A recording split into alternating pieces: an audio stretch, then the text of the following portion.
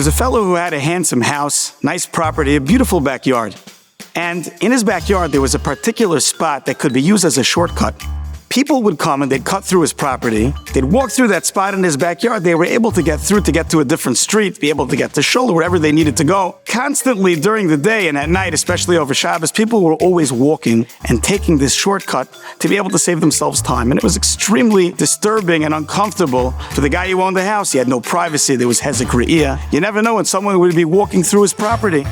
So at a certain point, he put up a sign that said no trespassing. He hoped that people would respect it. But of course, nobody paid any attention. They didn't consider themselves to be trespassing. And they continued to traipse through his backyard at all times to take the shortcut.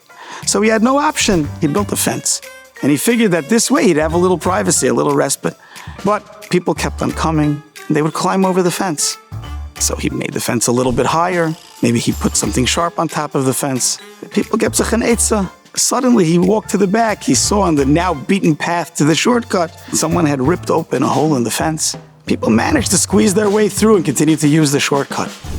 He thought for a while, and he hired a gardener to plant the most exquisite bed of magnificent flowers, roses, delicate, a beautifully arranged, broad bed of flowers that blocked the entire area where the shortcut was.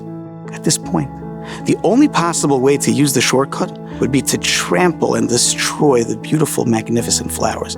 And who would have the heart to do such a thing?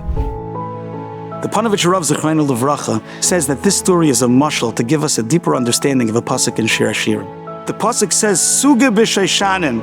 Our observance of mitzvahs, our shmiras ha-mitzvahs, is protected by a fence, a hedge of roses. What does this mean? What's the mashal? Says the Panovich Rav, Chazal in their wisdom have enacted many takanas, siyagim, gedarim, various harchakas to keep us far away from the edge of chas v'shalom falling into an avera. These take place, a mechitza, an isser of yichud, harchakas, waiting between basar v'chalav, and so many other areas. Many times we ourselves create harchakas for ourselves. We put ourselves a certain guideline in place. I'm not going to go to that place. I know it's a sticky situation. I'm going to install a filter. I'm not going to use that device. I'm going to stay away from that type of interaction. How do we look at these? Do we look at them as mere safeguards, something that don't have value in and of themselves? The Panovich Rav says no.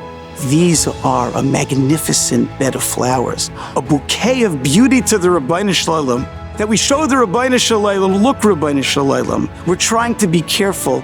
This expresses the beauty of what the lengths that we are going, how careful we are. Rabbeinu Shalom, our relationship with you, your relationship with us, our closeness with you means so much.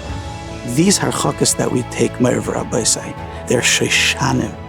Let us treasure the moments that we can take an extra step to keep away, to say Vayimaen, and recognize that with that we're giving a special bouquet of sheishanim, of magnificent prachim, magnificent flowers of our love to the Rabbi Shalom.